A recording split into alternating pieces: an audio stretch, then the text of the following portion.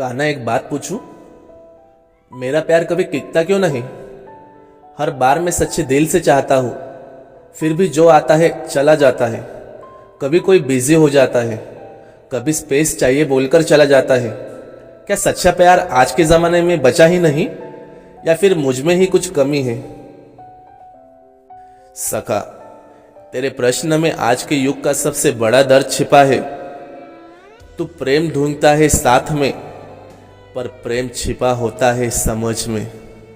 हर कोई किसी को चाहता तो है, पर कभी कोई किसी को समझना नहीं चाहता, और यही कारण है कि प्यार टिकता नहीं। सुन सका, तेरे सवाल का उत्तर द्रौपदी की कहानी में छिपा है।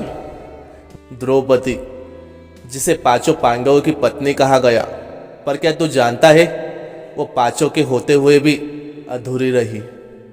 उसका हृदय सबसे पहले अर्जुन की ओर खींचा था। जब उसने स्वयंवर में अर्जुन को धनुष उठाते देखा, तो उसके मन में भाव उमड़ा, यही मेरा वर होगा। पर नियति के कुछ और ही मंजूर था सखा। जब द्रौपदी अर्जुन के साथ घर लौटी, कुंती ने अनजाने में कहा, जो भी लाए हो उसे पांचों मिलकर बांट लो, और बस।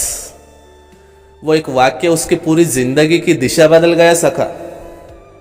सखा, सोच कैसी स्त्री होगी वो, जो पांचों पतियों के बीच रहते हुए भी किसी के न बन सकी।